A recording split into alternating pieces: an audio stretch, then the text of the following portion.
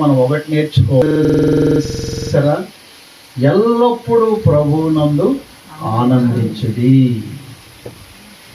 అమ్మా, దేవుని చిత్తము మన పట్ల నెరవేరాలంటే ఎల్లప్పుడూ ప్రభువునందు మనం ఆనందించాలి. కింద ఇల్లు పైన ఫ్లోరింగ్ కాబట్టి కిందకి దిగితే, బయట అయితే ఒకసారి అంటే ఎంత దేవుడు కృప. కింద మనకి అవకాశం ఉంది కాబట్టి దడ దిగేసి కూర్చుండిపోయాం. ఈ అవకాశం లేకపోతే మీ అందరికీ చెప్తున్నాను చూడండి, క్రైస్తవ జీవితం అనేది సిద్ధపాటుతో కూడినటువంటి జీవితం. ఎల్లప్పుడూ సిద్ధపడాల. ముఖ్యంగా ఏ చిన్న కూడిక పెట్టుకున్నా, లేదంటే మనము మందిరానికి వెళ్ళినప్పుడు కూడా ఎంతో సిద్ధపరచుకోవాలి. మన హృదయాన్ని సిద్ధపరచుకోవాలి, స్థలాన్ని సిద్ధపరచుకోవాలి. సేవ ప్రారంభించిన దినాల్లో 3 రోజులు ఉద్యోగ కూటాలు పెట్టాలంటే దాదాపు 3 నెలలు ప్రార్థన చేసేవాళ్ళు. 3 రోజులు కూటాలకు వాళ్ళకి ఎన్ని రోజులు చూసారా? మనం ఎంత ప్రార్థనతో సిద్ధపడతామో సాతానుడి మీద మనకు అంత జయాన్ని మనం పొందుకుంటాం. నేను అందుకనే చెప్తాను, మందిరానికి కూడా ఏంటి, దేవుని సన్నిధికి వచ్చినప్పుడు కూడా మనం సిద్ధపడాలా. కొంతమంది ఏ విధమైన ప్రార్థన లేకుండా హడావుడిగా చూడండి, ప్రార్థన అనగా దేవుని సన్నిధి అనగా మనము సిద్ధపరచుకుంటూ వెళ్ళాలి. మన హృదయాన్ని సిద్ధపరచుకోవాలి, మన యొక్క మాటలను సిద్ధపరచుకోవాలట. దేవుడు అన్నాడు, నువ్వు దేవుని మందిరంలోకి వెళ్ళినప్పుడు మాటలను సిద్ధపరచుకో. చూసారా? సిద్ధపాటు కలిగినటువంటి వారు ఎలాంటి పరిస్థితులు వచ్చినా కలవరపడరు, కలవరం ఉండదు. దేవుని కృప. రాజప్రకాష్ పాలు ఆ వర్షములో 1.5 సేపు ఆ వర్షంలో కూడా తడుస్తూ, కింద జనాలు కదలేదు, ఆయన కాదు, మొత్తం తడిచి ముద్దయిపోయారు సూట్లలో పాపం. చూసారా? ఇలాంటి అంశం సైతం చేశారా? వెంటనే పురుగు కదులుతుంది. ఏ పురుగులు? పసర పురుగులు, చీడ పురుగులు కాదు, మనలో ఉన్నటువంటి శనిగే పురుగు. ఏ పురుగు అది? శనిగే పురుగు. అవిశ్వాసం. అమ్మా, చూసావా? అప్పుడే అన్నాను, అయినా వింటారా? నేను చెప్పాను, అయినా వింటారా? అన్ని జరిగాయి అనుకో, ఓహో. ఏవండి, క్రైస్తవ జీవితం అనేది, క్రైస్తవుడు అనేది చూడండి, అన్నిటినీ తట్టుకోవాలా. అన్ని పరిస్థితుల్లో దేవుని స్తుతించాలి. ఏం చేయాలి మనం? యేసయ్యా, కొంచెం మేము కిందకి తేవడం మాకు ఇదైనా ఎంతమంది ప్రజలు అల్లాడిపోతున్నారయ్యా, నీకు వందనాలు ప్రభువా. ఈ చల్లని వాతావరణాన్ని పట్టినందుకు నీకు వందనాలు ప్రభు అని దేవుని స్తుతించాలి. మనం ఒక్కరమేనా దేవునికి బిడ్డలము? మనమేనా? ఉండాలి, అందరూ కూడా దేవుని ప్రజలే కదా. ఎంతమంది ప్రార్థన చేస్తున్నారు, అయ్యా మాకు వర్షం కావాలయ్యా. కాబట్టి ఏమి పర్వాలా, ఇదే బాగుంది. కరెంట్ కూడా వచ్చేసినట్టు, కరెంట్ కాదులే, ఇదే బాగుంది. చూడండి, కొర్నేలు ఇంట్లో జరిగినట్టు జరుగుతుంది ప్రార్థన. అమ్మా, కొర్నేలు కూడా పెద్ద ఆఫీసరే, పెట్టుకోగలడు మంచి కళ్యాణ మండపం అది బుక్ చేసి. కానీ ఏమండి, తన ఇంటిలో అందరిని పిలిపించుకొని అద్భుతమైన గృహకోడికి పెట్టుకున్నాడు. దేవుని యొక్క గొప్ప ఆశీర్వాదాన్ని పొందుకున్నాడు. ఈ స్థలమంతా కూడా దేవుని బిడ్డలు అడుగుపెట్టారు, దైవజనులు వచ్చారు, పాటలు, ప్రార్థన. చూడండి, ఈ దెబ్బతో ఈ శంకరింట్లో ఉన్నటువంటి దరిద్రత, చీకటంతా పటాపంచలై పారిపోవాలి. మీరు పైన ఉంటే కింద పడుకో దాక్కునే అనమాట. అందుకని ఏసై మన కిందకి దించాడు. లోపల ఉన్నాయ్యా బలమైన శక్తులు. పైన మీరు ఏం చేస్తారు? పైన చెట్టు అటు ఇటు వెళ్ళిపోతున్నాయి, కిందకి దిగండి. మామూలుగా దిగుతామా? మనం దిగుతామా? అమ్మ కిందకి దిగిపోయి వర్షం పడకుండా నేను వచ్చి సురేష్ వాళ్ళందరూ కిందకి దించేవాడంటే ఏమంటాడు? అన్నయ్య బాక్సులు పెట్టేసామన్నయ్య, లైట్లు కట్టేసామన్నయ్య, అక్కడే బాగుంటుంది అన్నయ్య.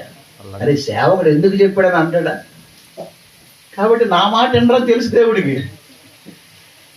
ఎలాగ దించాలో అలాగే దించుతాడు. ఎందుకు? ఎక్కడుంది అవసరత? ఎక్కడుంది కల్పన? ఎక్కడుంది? ఇది కదా మనకు కావాల్సింది. దేవుడు గొప్ప దేవుడు. అరే నా బిడ్డలు ఎంత ఖర్చు పెట్టి, శంకరేడే ఉన్నాడమ్మా, వెరీ గుడ్, ఎంత ఖర్చు పెట్టి ఈరోజు డ్యూటీ మానేసి బిడ్డలందరిని పిలిపించుకొని ఎంత చేశాడే. అయ్యయ్యో, ఈ గృహానికి ఆశీర్వాదం కావాలి కదా. ఈ ఇంటిలో ఉన్నటువంటి దరిద్రత, ఈ ఇంటిలో ఉన్నటువంటి ఆ యొక్క అశాంతి, ఆ పరిస్థితులన్నీ కూడా పారిపోవాలి కదా అని దేవుడు ప్రేమించి ఆయన సన్నిధిలో ఆయన బిడ్డలో ఆయన మనందరినీ సమకూర్చాడు. కాబట్టి ఏమి సరే దేవుడు కార్యాలు కొన్నిసార్లు మనకు అర్థం కావు. కాబట్టి సనగొద్దు, గొనగొద్దు. దీని గురించి ఎక్కువగా డిస్కషన్ చేయదు. నాకు పాట ఎవడో పాడి, ఏది జరిగినా ఎన్ని తలచినా ఏది అదేనా అది పాడలా. ఎన్ని తలచినా ఏది అడిగినా జరిగేది నీ చిత్తమే ప్రభువా, జరిగేది నీ చిత్తమే. నీ వాక్కుకై వేచియుంటిని, నా ప్రార్థన ఆలకించుమా ప్రభువా, నా ప్రార్థన ఆలకించుమా. నా ఇంటి దీపము నీవే అని తలసి, నా హృదయం నీ కొరకై పదిలపరచితి. నా ఇంటి దీపం నీవే అని తలసి, నా హృదయం నీ కొరకై పదిలపరచితి. ఆరిపోయినా నా వెలుగు దీపము, ఆరిపోయినా నా వెలుగు దీపము, వెలుగించుము నీ ప్రేమతో ప్రభువా, వెలుగించుము నీ ప్రేమతో. ఎన్ని దాచినా ఏది అడిగినా జరిగేది నీ చిత్తమే ప్రభువా, జరిగేది నీ చిత్తమే. నీ వాక్కుకై వేచియుంటిని, నా ప్రార్థన ఆలకించుమా ప్రభువా, నా ప్రార్థన ఆలకించుమా. ప్రార్థన చేసుకుందాం. మహాపరిశుద్ధుడైన మా తండ్రి, జీవము కలిగిన మా నాయన, గొప్ప దేవా, మీ ఘనమైన నామానికి స్తుతులు స్తోత్రాలు ప్రభువా. నాయన ఇదిగో ఈ రాత్రి మా ప్రియ బిడ్డలు నాయన ఇదిగో శంకర గృహములో నీ నామములో ఇదిగో నీ బిడ్డల మీద మేమందరము చేరి మిమ్మల్ని స్తుతించుటకును ప్రభువా, మీ నామములో నాయన మిమ్మల్ని ఆరాధించుకోవడానికి ఈ స్థలమంతా కూడా నీ సన్నిధితో, నీ ఆత్మతో ప్రభువా, నీ యొక్క ఆశీర్వాదముతో నింపడానికి నాయన ఈ రాత్రి మమ్మల్ని సమకూర్చావు తండ్రి. నీకు వందనములు ప్రభువా. దేవా నీకు స్తుతులు స్తుతులు స్తోత్రాలు నాయన. దేవా ఇదిగో నాయన నీ బిడ్డలెంతో ఆశతో చేరారు. ఇదిగో నా తండ్రి, ఆనాడు కొర్నేలి గృహములో ప్రభువా ఇదిగో ప్రార్థన పెట్టుకున్నప్పుడు నాయనా ఇదిగో నా తండ్రి, ఎలాగ నీ పరిశుద్ధాత్ముడు అక్కడ కమ్ముకొని ఆ రాత్రి ఎలాంటి ఆశీర్వాదం మా కుటుంబానికి దయచేసావు తండ్రి. యేసు నామములో ఈ రాత్రి నాయన ఈ కుటుంబానికి ఇక్కడ చేరిన ప్రతి బిడ్డకును నాయన నీ కృప, నీ కృప, నీ కృప, నీ ఆశీర్వాదం, నీ మెండైన దీవెన మీరు దయచేయండి తండ్రి. గొప్ప దేవా, నువ్వు సహాయం చేయి, కనికరించండి. ప్రతి అంగుళంలో నీ రక్తాన్ని ప్రోక్షించిన ఆయన ఇదిగో ముఖ్యముగా నాయన బిడ్డ నాయన శంకర్ని, కల్పనాన్ని ప్రేమించిన చక్కని కుమారులు దేవా, జోసెఫ్ని బట్టి, శామ్యుయల్ బట్టి నీకు వందనాలు. ఇదిగో మరి నాయన బిడ్డ నాయన జోసెఫ్ యొక్క పుట్టినరోజు సందర్భముగా ఆ బిడ్డను బట్టి నేను స్తుతించడానికి నాయన ఈ రాత్రి ఇదిగో నీ పాదము చుట్టూ మేము చేరి ఉన్నాము. నీవిచ్చిన ఆయుష్ను బట్టి, నీవిచ్చిన ఆరోగ్యమును బట్టి మీకు వందనాలు దేవా. మరొక సంవత్సరం అనే దయా కిరీటం నా బిడ్డకి ఇచ్చావు నాయన తండ్రి. ఇదిగో 10th క్లాస్ కూడా బిడ్డ పాస్ అవ్వడానికి సహాయం చేశావు నాయన. మా బిడ్డల వయసులో ఎదుగుచూ ఉంటుండగా వారు నీ దయలో, నీ కృపలో, నీ జ్ఞానములో ఎదిగే వారిగా చేయండి.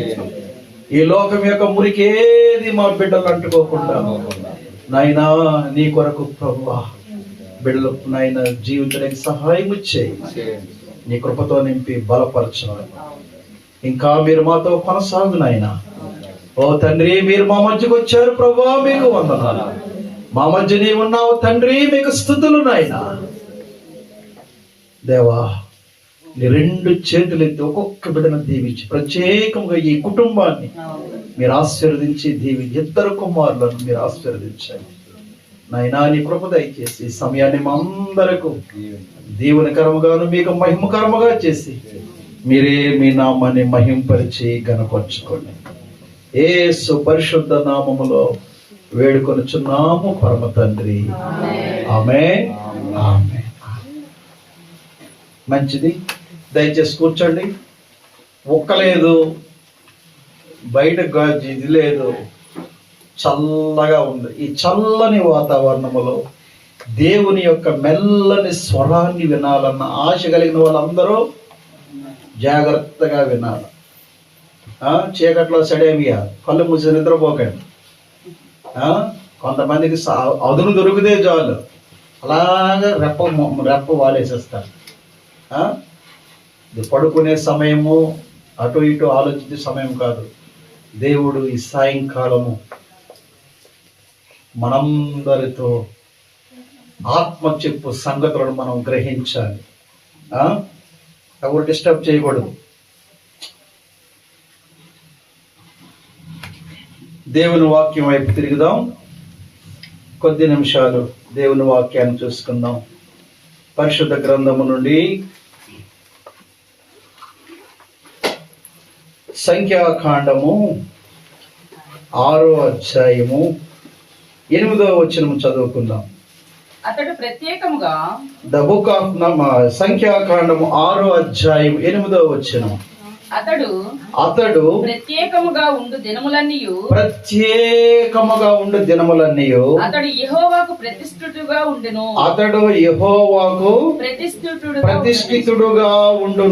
ఒకడు అతని యొద్ద,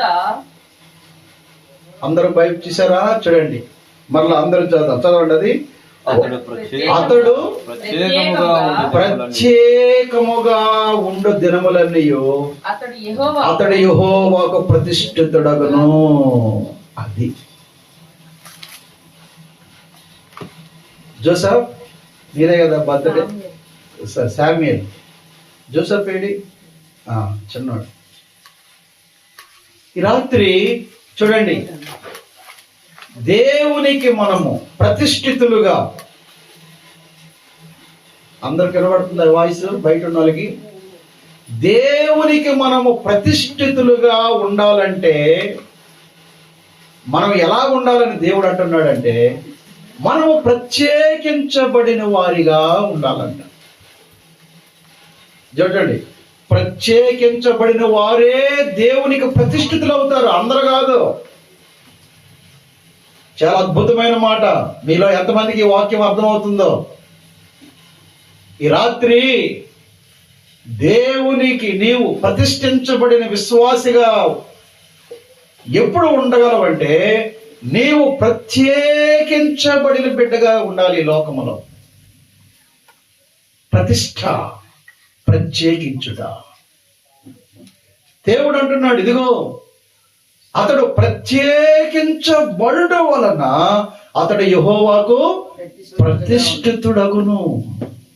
దేవునికి ఒక వ్యక్తి ప్రతిష్ఠించబడిన వ్యక్తిగా, సమర్పించబడిన వ్యక్తిగా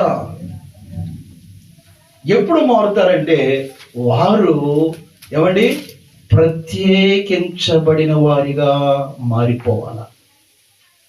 చూడండి, యేసుప్రభు దేవుడు అంటున్నాడు, వారు నా వారై ఉండునట్లు నేను వారిని లోకము నుండి ప్రత్యేకించాను అంటున్నాడు దేవుడు.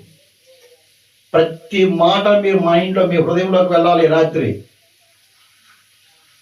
రాత్రి దేవుడు చాలా గంభీరమైన మనందరినీ ఆయన వాక్యపు వెలుగులో సూటిగా ఒకటే ఒకటి ప్రశ్నిస్తున్నాడు. నీవు ప్రత్యేకించబడిన, ప్రతిష్ఠించబడిన ఆత్మీయ స్థితిలో ఉన్నావా లేదా? ఊరికే నేను విశ్వాసిని, డబ్బు కొట్టుకోవడం కాదు, నేను దేవుడిని నమ్ముకున్నాను, నేను అది చేస్తా, ఇవన్నీ కాదండి. దేవుడు నిన్ను తనకు ప్రతిష్ఠితుడుగా ఎప్పుడు చేసుకుంటాడంటే నీవు ప్రత్యేకించబడిన బిడ్డగా ఈ లోకంలో మనం ఉండాలా. దేవుడు అంటున్నాడు, మీరు నా వారై ఉండినట్లు నేనేం చేశాను, మిమ్మల్ని లోకములో నుండి నేను వేరుపరిచాను. I have separated you from the world that you may be my people. మీరు నా ప్రజలుగా, నా బిడ్డలుగా, నా సాక్షులుగా మీరు ఉండడానికి నేనేం చేశాను, మిమ్మల్ని అందరినీ దేని నుండి, లోకము నుండి, చూసారా, లోకము నుండి నేను వేరుపరిచాను మిమ్మల్ని. చూసారా ప్రియులారా, క్రైస్తవ జీవితం అనేది జాగ్రత్త, క్రైస్తవ జీవితం అనేది ఈ లోకములో ఒక ప్రత్యేకించబడినటువంటి జీవితం.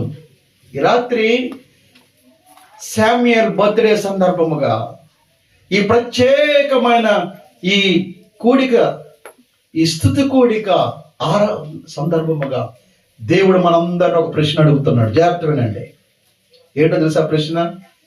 నీవు దేవునికి ప్రతిష్ఠించబడి ఈ లోకములో ఒక ప్రత్యేకించబడిన జీవితాన్ని నువ్వు జీవిస్తున్నావా లేదా? అది భక్తి అంటే, విశ్వాసం అంటే. దేవుడికి మనల్ని మనం ప్రతిష్ఠించుకున్నామని. చూడండి, మా ఈ రాత్రి అలాంటి అవి టచ్ చేయకూడదు అనుకుంటే, ఎందుకంటే కొన్ని శక్తులు కదిలిపోతాయి. ఈ పూనకం వచ్చే వాళ్ళు చూడండి, వాళ్ళు అందరిలా ఉండరు. ఆ అమ్మవారు ఎవరు ఆ మీదకి వచ్చేప్పుడు, ఆ పూనకం పది చెప్తున్నప్పుడు ఆమెని ఒక ప్రత్యేకమైన వ్యక్తిగా చూస్తారు ఆ గ్రామంలో. అవునా కదా? అందరిలా చూస్తారమ్మా. అమ్మో దేవుడమ్మ అంటారు. కరెక్ట్ అమ్మా. చూసారా, అంటారు. ఎందుకు? ఆమె మీదగా వస్తుంది, ఆమె ఊగుతుంది. సరే, అది మనకంటే నేను చెప్పేది ఏంటంటే, దేవుడు బిడ్డగా నువ్వు ఎప్పుడు ఉంటా తెలుసారా? అది చూడండి, అలా ప్రత్యేకముగా వాళ్ళు చాలా దీనిగా చూస్తాం. ఈ రాత్రి దేవుడు అంటున్నావు, భక్తి అంటున్నావు, దేవుడి బిడ్డను అంటున్నావు, విశ్వాసం అంటున్నావు. ఒక ప్రత్యేకించబడిన జీవితాన్ని నువ్వు జీవిస్తున్నావు ఈ లోకంలో. మోషే ఇదిగో అతడు ప్రత్యేకించబడటం వలన నాకు ప్రతిష్ఠితుడు అవుతాడు. ఎప్పుడు నేను ప్రతిష్ఠించుకుంటాను? ఎప్పుడు ఆ బిడ్డను నా సాక్షిగా, నా బిడ్డగా, నా వారసుడిగా, నా కొరకు నేను ఎప్పుడు ప్రతిష్ఠించుకుంటాను ఒక వ్యక్తినంటే, ఆ వ్యక్తి ప్రత్యేకించబడిన వాడుగా మారిపోవాలా. ఈ రాత్రి ప్రభు మనల్ని అడుగుతున్నాడు, ప్రత్యేకించబడిన జీవితం జీవిస్తున్నావా లేక కలిసిపోతున్నావు? చూడండి, పౌలు కొరింథీ సంఘానికి ఏం రాస్తున్నాడు? కొరింథీయులకు రాసిన 2వ పత్రిక 6వ అధ్యాయము 18వ వచనంలో మనము ఎలాగుండాలంట? 2వ కొరింథీ 6:18లో దేవుని ఆలయమునకు విగ్రహములతో ఏమి పొందిక? చూడండి, మనము జీవము గల దేవుని ఆలయం, మనము జీవము కలిగిన దేవుని ఆలయమై ఉన్నామని అందుకు దేవుడు ఇలాగ సెలవిచ్చుచున్నాడు. చూడండి, ఏం సెలవిస్తున్నాడు? నేను వారిలో నివసించి సంచరింతును, నేను వారి దేవుడినై ఉందును, వారు నా ప్రజలై ఉంటారు. కాబట్టి మీరు వారి మధ్య నుండి బయలువెళ్ళి ప్రత్యేకముగా ఉండుడి. మీరు వారి మధ్య నుండి బయలు వెళ్ళి ఎలా ఉండాలట? ప్రత్యేకముగా ఉండండి అయ్యా. చూసారా, దేవుడు అన్నాడు, నేను మీ దేవుడినై ఉన్నాను, నేను మీతో ఉంటాను, మీలో ఉంటాను. కాబట్టి మీరు ఎలా ఉండాలా? ప్రత్యేకించుకోవాలా. చూసారా, కలిసిపోకూడదు. ఇంకా పైన ఏమంటున్నాడు? అపవిత్రమైన దానిని ముట్టకుడని ప్రభువు చెప్పుచున్నాడు కదా. చూడండి, అవిశ్వాసులతో కలిసిపోకూడదు, అన్యులతో కలిసిపోకూడదు. చూడండి, అలాగని వారిని మనం ద్వేషించమని కాదు. ఏమ్మా, కొంతమంది వీళ్ళకి ఏమి అసలు భక్తి ఉండదు, కానీ ఎంత పోజు కొడతారంటే మేము తినము. దానికి అంత పోజు ఎందుకు? అమ్మా క్షమించమ్మా. కొంతమంది చూడండి, కూరుండి అలా కాదండి. మనము ప్రత్యేకించబడిన ప్రతిష్ట కలిగిన జీవితంలో జీవిస్తే అసలు నిన్ను చూసి వాళ్ళే భయపడిపోతారు. నీవు ప్రతిష్ఠించబడిన జీవితం నీలో ఉంటే ఏమండి, నీ దగ్గరికి రావడానికి భయపడతారు. అర్థమైందా? పౌలు అంటున్నాడు, నేను మీలో నివసించి సంచరింతును కాబట్టి నేను వారి దేవుడినై ఉంటాను, వారు నా ప్రజలై ఉంటారు. మీరు వారి మధ్య నుండి బయలు వెళ్ళి ప్రత్యేకంగా ఉండుడి. చూడండి, ఈ గ్రామం అంతటికి తర్వాత సువార్త, గాని ఇక్కడ ఉన్న వాళ్ళందరం కూడా దేవుడిని నమ్ముకున్న వాళ్ళమే. ఈ రాత్రి ఒక్క ప్రశ్నకు నువ్వు సమాధానం చెప్పగలవా?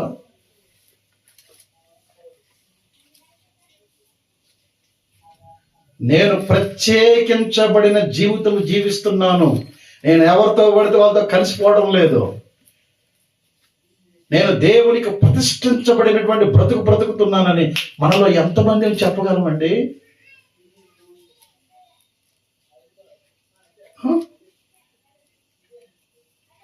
నేను మీ దేవుడినై ఉంటాను, నేను మీలో నివసిస్తాను. కాబట్టి మీరు ఎలా ఉండాలా?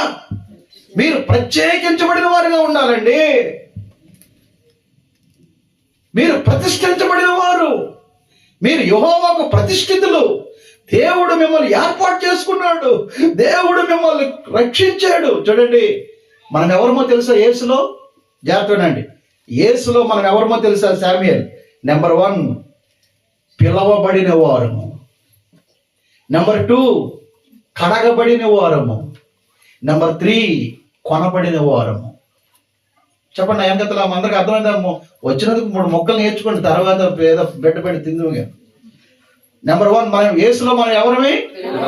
ఏమయ్యా బయట నుంచి నోరు రావడం లేదు? పిలవబడిన వారము. ప్రభువే మనల్ని పిలిచాడు. ఎక్కడో ఏమండి, ఎక్కడో చీకటిలో, పాపములో, లోకములో ఉన్న మనల్ని యేసయ్య పిలిచాడు. కాబట్టి మనం అందరం ఎవరు? యేసయ్య పిలవకపోతే శామ్యూయల్ ఈరోజు ఎక్కడ ఉంటాం మనం? కాబట్టి మనందరం ఎవరు? యేసులో పిలవబడిన వారు. నెంబర్ 1. నెంబర్ 2 కడగబడు. పిలిచి ఏం చేశాడు? మనం ఎలా వచ్చాం ఆయన దగ్గరికి? మురికి, అపవిత్రత, ఎక్కడ చూసిన డాగులు, పచ్చి పుండ్లు, అలాంటి అపవిత్రమైన చెడిపోయినటువంటి పాడైపోయిన మనల్ని యేసయ్య ఏం చేశాడట? తన అమూల్యమైన రక్తాన్ని మన మీద పోసి ఏం చేశాడు? మనల్ని కడిగేశాడు. కాబట్టి మనం ఎవరమే? రెండవది ఎవరు మనం? ఎంతమంది కడగబడ్డారండి? అందరికీ ఆహ్వానం వస్తుంది. యేసు ప్రభు ఏ భేదము లేదు, ఆయన అందరినీ పిలుస్తున్నాడు. రండి రండి యేసుని యొద్దకు రమ్మనుచున్నాడు. ప్రయాసపడి భారం మోసుకున్న సమస్త జనులారా నా యొద్దకు రండి. పిలుపు అందరికొన్ను. కానీ ప్రియులారా, ఎంతమంది మీకు కడగబడిన వారిగా? ఈ రాత్రి ఎవరికో కాదు ఈ సువార్త.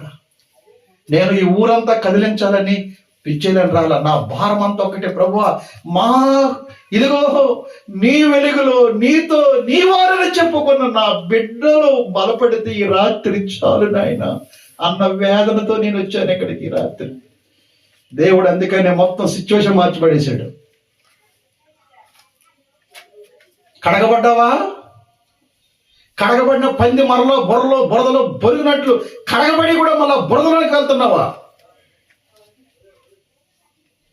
రక్షణ పొంది బాప్తిసం తీసుకొని ప్రభు బలలో పాల్పొందలు తీసుకొని మరలా ఆ బురద వంటలోకి దొరుకుతున్నారు ఈ దినాల్లో చాలా మంది.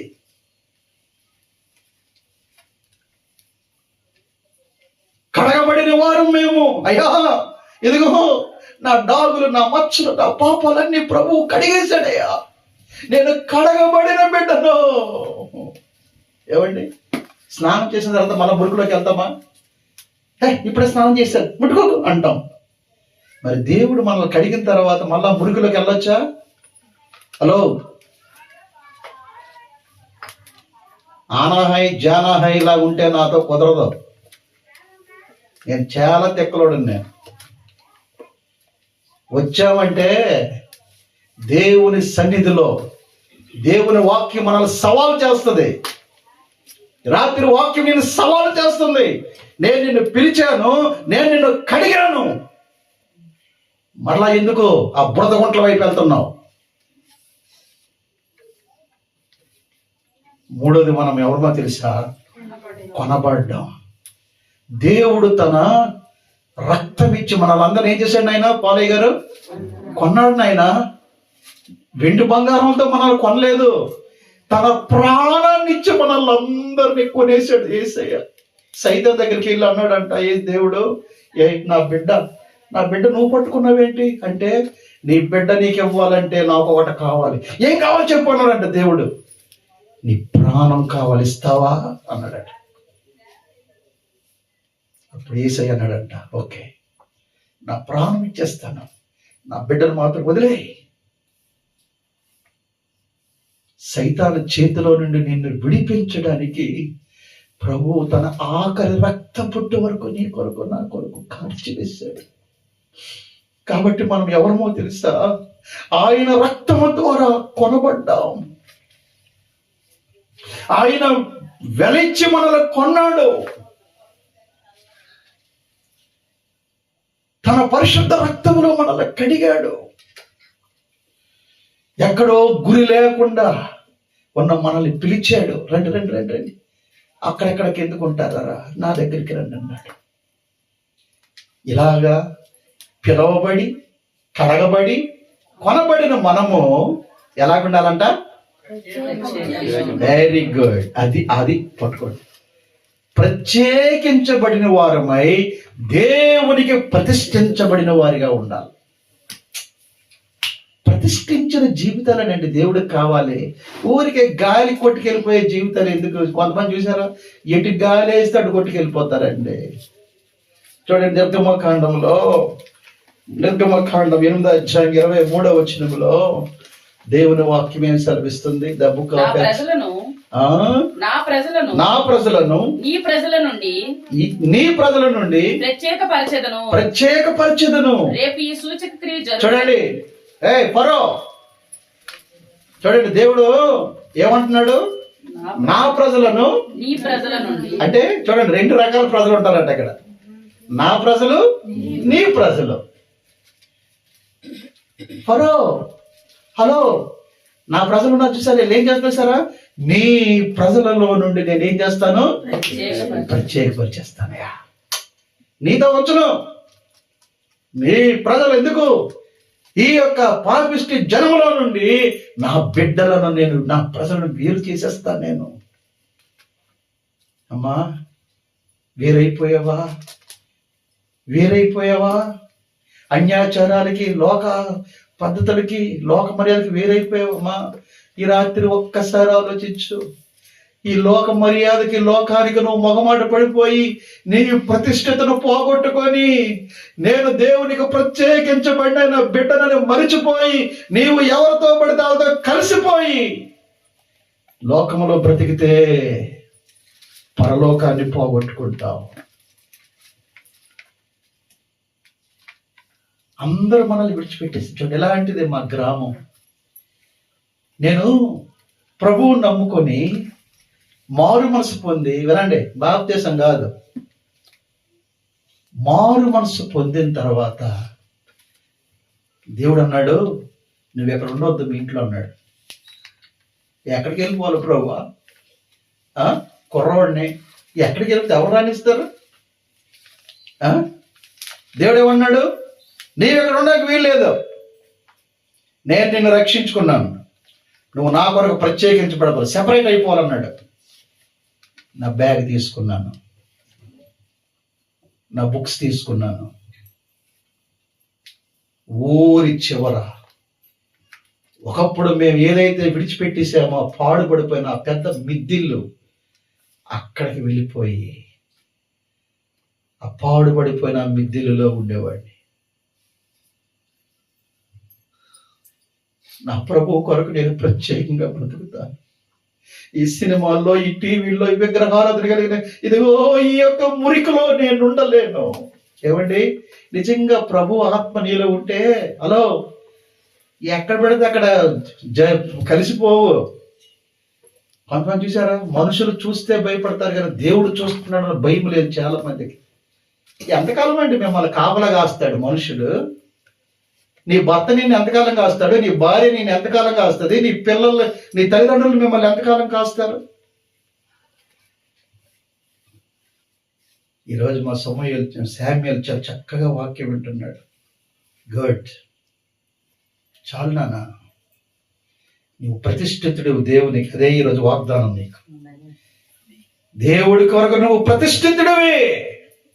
దేవుడు నిన్ను వేరుపరిచాడు. నువ్వు ప్రథమ ఫలం, దేవుని ఫలం నువ్వు.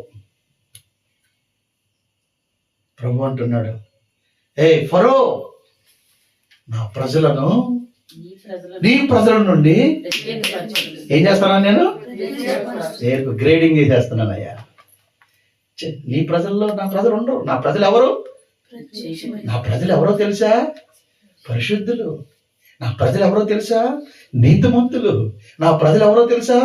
పాపాన్ని అసహించుకునేవారు. నా ప్రజలు ఎవరో తెలుసా? నన్ను ప్రేమించేవారయ్యా. మనం చూసారా, అబ్బో అల్లరితో కూడిన ఆటపాట్లు, తాగుబోతుల విందులు, ఫంక్షన్లు, ఏంటి ఎంత కొట్టుకుంటున్నానో మీకు చెప్పి చెప్పి నాకు నీరసం వచ్చేస్తుంది. కానీ ఎంత చెప్పినా ఏంటో మీ బుర్రలో పనిచేయవుగా. మా అక్కగారి కూతురండి, కనబడి వచ్చేద్దామని వెళ్ళాను. కనబడి క్షమించండి, మీరు నన్ను తిట్టుకోండి, నన్ను ద్వేషించండి, సత్యం చెప్పకుండా నేను ఉండలేను. మనం కలిసిపోకూడదండి. దేవుని భయం కొరకు చెప్తున్నాను. మా సొంత అక్క పెళ్లికే నేను వెళ్ళా, అది హిందువు పెళ్ళి.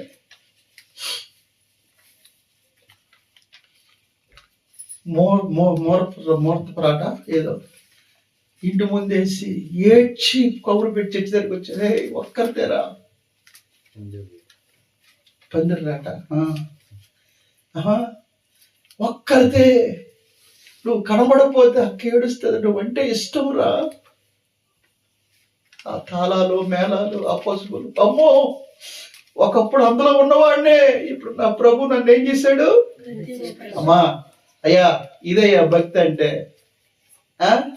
మా ఊరలు ఏమనుకుంటారు, మా బంధువులు ఏమనుకుంటారు అని గొర్రెలా గెలిపోయావు అనుకో, అసలు నువ్వు దేవునికి ప్రతిష్ఠించబడిన బిడ్డవే కాదు.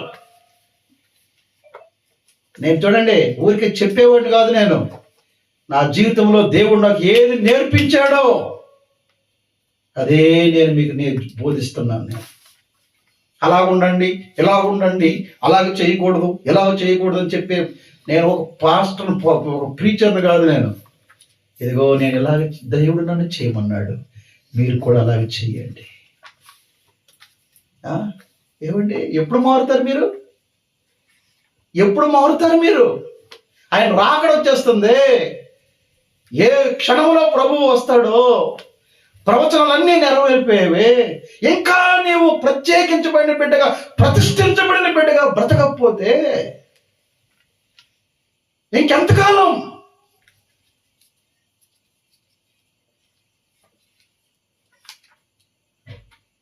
ఫరో, నా ప్రజలను నీ ప్రజల నుండి నేనేం చేస్తాను? వేరు చేసేస్తాను. పిల్లరా, ఆఖరికి మరొక మాట చెప్పి ముగించేస్తాను. చూడండి, దేవుడు నమ్ముకొని కూడా ఎందుకు మనము దేవుని యొక్క ఆశీర్వాదాన్ని పొందలేకపోతున్నాం మీకు తెలుసా? చాలా మంది అంటారు, నేను 20 సంవత్సరాలండి, నేను 30 సంవత్సరాలండి. ఓకే, చూడండి, దేవుడు ఒక వ్యక్తిని పిలిచాడు. ఇలా చెప్పాను కదా, మనం పిలవబడిన వారు మరి. ఎక్కడ ఎలాంటి వాడిని పిలిచాడు? భయంకరమైన విగ్రహారాధనలో ఉన్నటువంటి ఒక వ్యక్తిని దేవుడు పిలిచాడు. ఆ పిలుపుకు లోబడి వచ్చేసాడు బయటికి. దేవుడు ఎన్నో వాగ్దానం చేశాడు. ఆయన పేరు అబ్రామా, నీవు నీ దేశాన్ని, నీ బంధువులను విడిచిపెట్టి బయటకు వస్తే ఇదిగో నేను నిన్ను దీవిస్తాను, తరతరాలకు నీవు దీవెనైపోతావు, నీవు దీవించేవారు దీవించబడతారు, నువ్వు శపించేవారు శపించబడతారు అనేసరికి ఆ మాట నమ్మి వచ్చేసాడండి భార్య శారను పట్టుకొని. వచ్చేసి ఏం చేశాడు? వెళ్తుంటే వస్తూ చూడండి చిన్న తప్పు చేశాడు. ఏం చేశాడు తెలుసారా? తన తమ్ముడు కుమారుడైన లోతును తనతో పాటుకొచ్చేసాడు. ఈ లోతు విశ్వాసం లేనాడు, బంధువే. హలో చూడండి, మనకి ఈ బంధు ప్రీతి ఎక్కువ చాలా మందికి. మీ అందరికి చెప్తాను చూడండి, అమ్మా అయ్యా మనము ప్రతిష్ఠించబడిన వారు అండి. ఇదిగో మా తమ్ముడు ఎక్కడున్నాడు, వీళ్ళ ఊర్లో వీళ్ళే పెద్దలు, రామశ్రీ మందిరం కట్టించారు వీళ్ళందరూ అక్కడే, వీళ్ళే ట్రస్ట్ అక్కడ. మీకు విషయం చెప్పనా, ఒక పెద్ద మోతుబరి, ఒక ఆసామి యొక్క కొడుకు ఆ గ్రామంలో వీళ్ళే పెద్దలు. దేవుని మహిమ కొరకు చెప్తున్నాను, ఈ రోజు వరకు కూడా ఏ రోజు వాళ్ళతో రాజీ పడిపోలా. అనేక సార్లు వాళ్ళ అమ్మగారు, నాన్నగారు, శ్రీరాముల నాన్నగారి పేరు, అయ్యా పిల్లోడికి మీరేనే చెప్పండి అయ్యా, అసలు అలా తెలియదు, అలా దయ చేసింది నేనేనండి. అయ్యా ఒక్కసారి మరీ తల్లిదండ్రులండి ప్రేమ ఉంటుంది. మళ్ళీ మిగతా టైంలో చూడండి, ఎంకామ్ చదువుకున్నాడు, పెద్ద ఆడిటర్, అన్నీ చేస్తాడు, కానీ మిగతా టైం చూడండి పొలంలోకి వెళ్ళి గడ్డి తీగుతాడు, నాట్లేస్తాడు, ఊరుకుప్పలు పొంది పెడతాడు. కానీ హలో దేవుని దగ్గరికి వచ్చేసరికి నో మొగమాటం. నాకు సొంత తల్లిదండ్రులు, వాళ్ళ అమ్మ నాన్న నాతో పంచుకుంటారు ఆ బాధ. బాబు ఆడి దగ్గర ఏం చెప్పలే బాబు, ఆడి వెండ బాబా. అవునమ్మా, మీ చిన్నోడిని, ఇద్దరు పెద్దోడు, నేను అన్నయ్య పెద్దోడు సాఫ్ట్వేర్, మీ చిన్నోడిని దేవుడు ప్రతిష్ఠించుకున్నాడమ్మా, అతడు దేవునికి ప్రతిష్ఠితుడు, అతడు చేయలేడు కదమ్మా, బాధపడకమ్మా అని నెమ్మదిగా నేను చెప్పేస్తుంటాను. భక్తి అంటే, విశ్వాసం అంటే ఏంటి తెలుసారండి? బంధు ప్రీతి. అనేక మంది ఇక్కడే ఉండిపోతున్నారు. అబ్రహాము చాలా వరకు లోపడ్డాడు. కానీ ఈ లోతు ఏమైనా భక్తి కలిగినోడా? అబ్రహాము సింధూర వృక్షము వైపు చూస్తుంటే ఈయనేమో సుధమ గుమరల వైపు చూస్తున్నాడు. హెబ్రోను వైపు అబ్రహాం వెళ్తుంటే గుమరాల వైపు వెళ్తున్నాడు లోతు. చివరికి తగాదాలు వచ్చేసి ఇద్దరికి. అన్నాడు అబ్రహాము, రే బాబు లోతు, మన బంధువులురా, మనకెందుకు తగాదాలు? ఇదిగో మనకు పశువులు ఎక్కువైపోయి కాపర్ల మధ్య దెబ్బలాట్లు వచ్చాయి, మన గొడవలొద్దు. అలా వినండి, ఆత్మీయత కలిగిన వాళ్ళు ఎన్నడూ కయ్యానికి కాలు దువ్వరు. నా మాట అర్థమైందా? నువ్వు కలహానికి కాలు దువ్వుతున్నావంటే దేవుని ఆత్మ నీలో లేదు అని అర్థం. ఏదైనా తప్పు లేకపోయినా సరే, అబ్రహాం ఏం తప్పు లేదు, లోతు కాపర్లకి అబ్రహాం కాపర్లకి తగాదు వచ్చింది. పిలిచాడు, అరే బాబురా మనలో మనకి ఎందుకయ్యా? చూడండి, ఆ ఇంకిత జ్ఞానం ఉంది. అరే మనం ఒక సంఘానికి వెళ్తున్నాం, ఒక దేవుడిని నమ్ముకున్నాం, ఒక అయ్యగారు వాక్యం వింటున్నాం, మనం దేవుని బిడ్డలం, మనలో మనకి ఎందుకు మూతి ముడుచుకోవడాలు, ముఖం మార్చుకోవడాలు? అబుద్ధి ఉందా మనకి? అబ్బాబ్బాబ్బాబ్బా, బయట వాళ్ళతో మరి ఇది ఎలా ఉంటారు, కానీ పక్క వాళ్ళ గురించి చెప్పండి రా బాబు అంటే ఇంత చెట్టా ఇప్పుతారు. ఇది ఎక్కడ దరిద్రమో, నేను ఏం బోధిస్తున్నానో నాకు అర్థం అవడం అలా. చివరికి నన్ను మార్చేస్తారేటో వీళ్ళు. ఎంత వాక్యం విని ఏం చెప్తున్నాను? కలహానికి ఎలా ఉండాలి మనము? జోసఫ్ దెబ్బలాటికి ఎలా ఉండాలి మనం? కాలు దవ్వాలా? ఎలా ఉండాలన్నా? దూరంగా ఉండాలి. కొట్టారా పట్ల కొట్టేసుకో, థ్యాంక్ యూ అమ్మా కొట్టినందుకు అని అంటావా? పిల్లక ముడేసి ఏది ఏంటిది ఇది అలాగ దోపి ఏంటి నేను కొట్టలేను అనుకుంటున్నావా? ఓరి దొంపలే. మరి ఈ ప్రార్థనలు ఈ పాటలు ఏమైపోతున్నాయి? ఏసై ఏమన్నాడు రామకొన్నా? నీ ఎడవ చాప మీద కొడితే అది 2 చేపలు వాయించి అన్నాడా?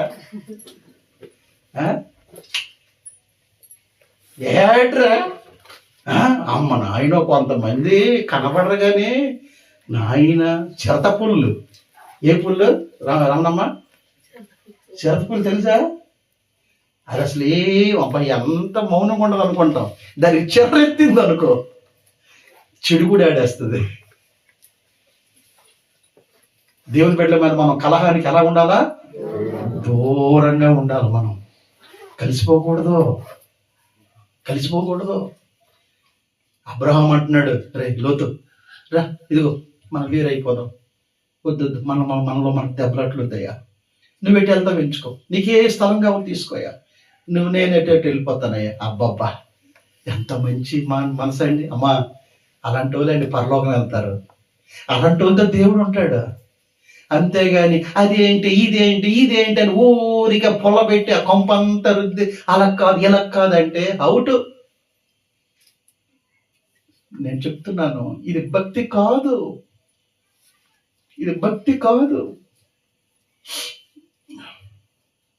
వెంటనే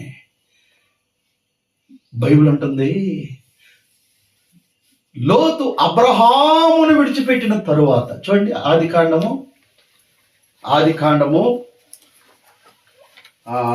13వ అధ్యాయం 14 చూడండి.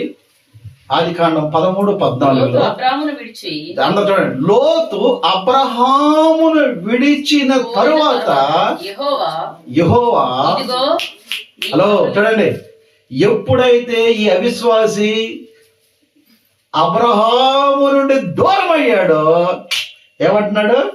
ఏ అబ్రహమా, అంతవరకు రాలేకపోయాడు దేవుడు. అమ్మా వింటున్నారా? చూడండి, ఈ లోతుతో కలిసి ఉన్నంత వరకు దేవుడు అబ్రహాంతో మాట్లాడలేకపోయాడు.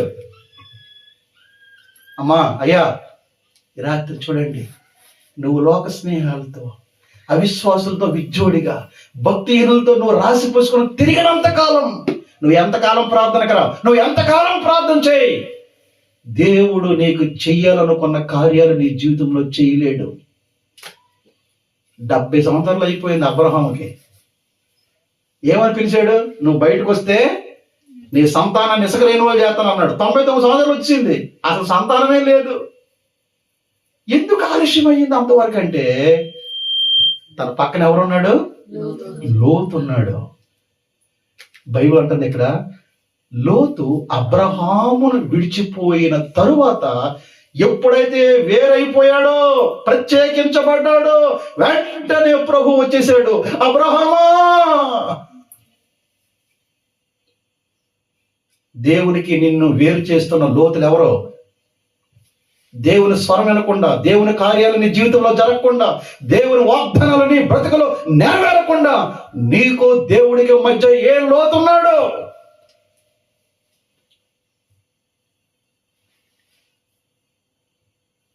ఈ రాత్రి ఆ లోతులు విడిచిపెట్టు. ఈ రాత్రి ఆ లోతులు పక్కకు వెళ్ళిపో. ఈ రాత్రి ప్రభు దర్శనం నీకు కలుగుతుంది. ఈ రాత్రి ప్రభు వాగ్దానం నీ మీదకి వస్తుంది. అబ్రహాము లోతుని విడిచిపెట్టిన తర్వాత దేవుడు వెంటనే వచ్చేసాడు. అబ్రహామా, నాయనా, నేను ఎంత కాలం వెయిట్ చేశాను, ఎప్పుడు వదిలేస్తావా?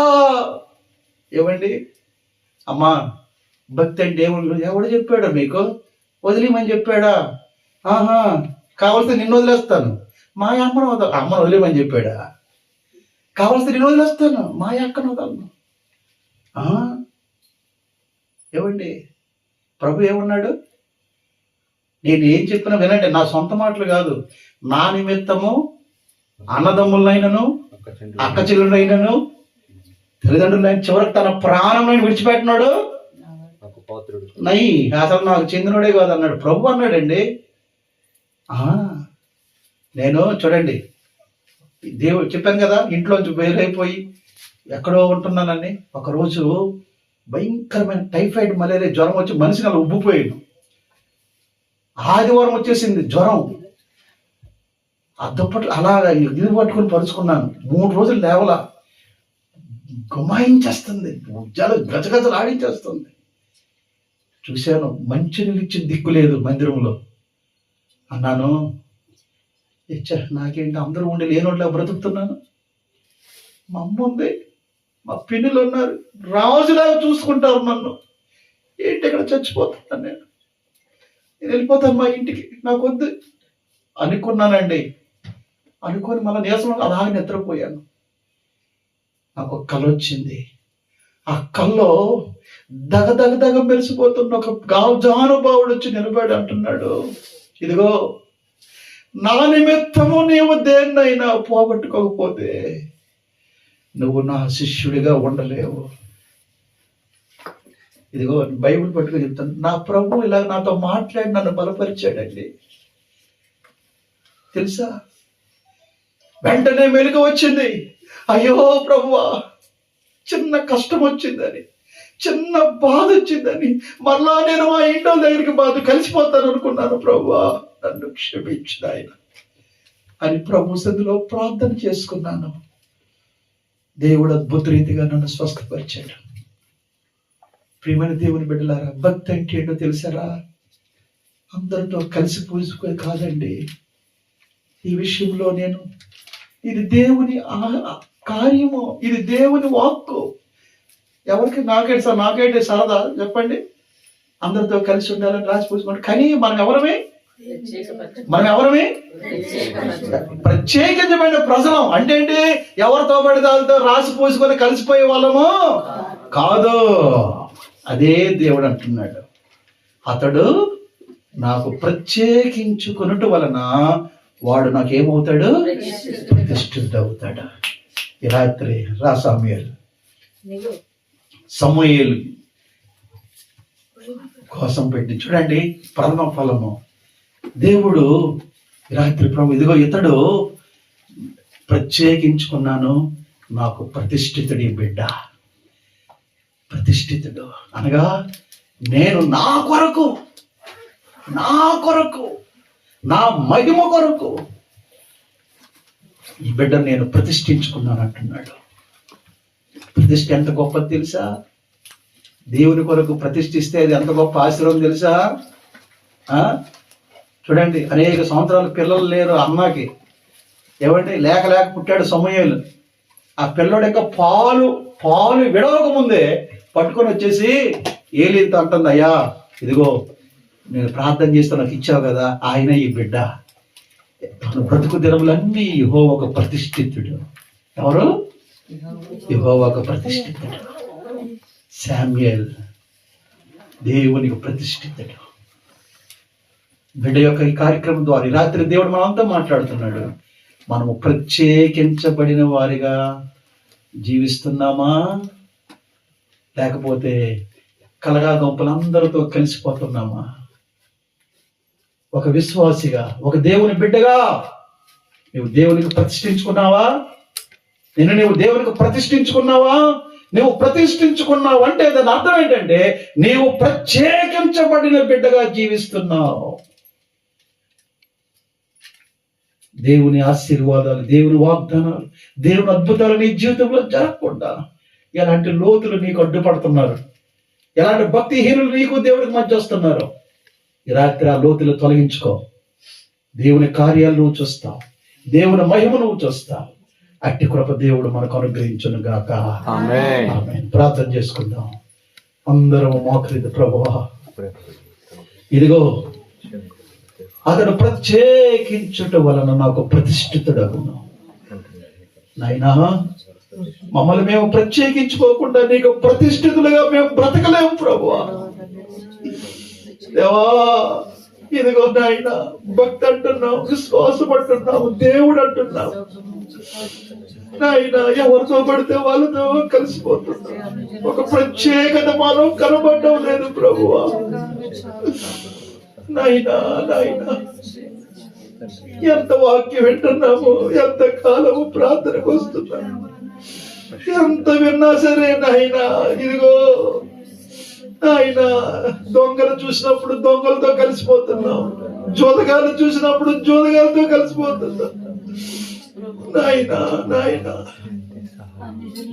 తండ్రి తండ్రి, ప్రతిష్ఠించబడిన జీవితాలు మాకు దయచేయండి. ప్రతిష్ఠించబడిన వాడే పరలోకం వెళ్తాడు ప్రభువా.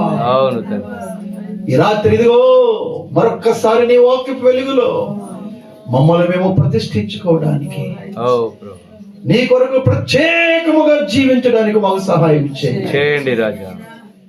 నీ రెండు చేతులతో ఒక్కొక్క బిడ్డను దీవించండి, కనికరించయ్యా, కృప చూపయ్యా. ఇదిగో నాయన మా తమ్ముడు శంకర్ని, కల్పనాన్ని ప్రేమించి శ్రేష్టమైన నీ బిడ్డలు ప్రభువా. ఇదిగో శామ్యూయల్ బట్టి, జోసెఫ్ను బట్టి నీకు వందనాలు. ఈ రాత్రి ఇదిగో ప్రథమ ఫలము జ్యేష్ఠ పుత్రుడు శామ్యూయల్ తన బర్త్డే సందర్భముగా నాయన ఇదిగో నీ కొరకు ప్రత్యేకించి ప్రతిష్ఠిస్తున్నావు నాయన, నీకు ప్రతిష్ఠిస్తున్నావు ప్రభువా. వీడు నీకు ప్రతిష్ఠించబడిన వాడు నాయన. ఆ ప్రతిష్టకు తగినట్టుగా ఈ బిడ్డ ఎదగడానికి సహాయం చేయండి. ఆ విధముగా ఈ బిడ్డను పెంచడానికి సహాయం చేయండి దేవా. కనికరించిన ఆయన మా బిడ్డలు మేము ఇదిగో నీకు కొరకు ప్రతిష్ఠించబడిన జీవితాలు జీవించడానికి సహాయం చేయండి. నీ సన్నిధి మాతో ఉంచి మమ్మల్ని నడిపించండి. యేసు నామములో వేడుకొనుచున్నాము పరమ తండ్రి. ఆమేన్.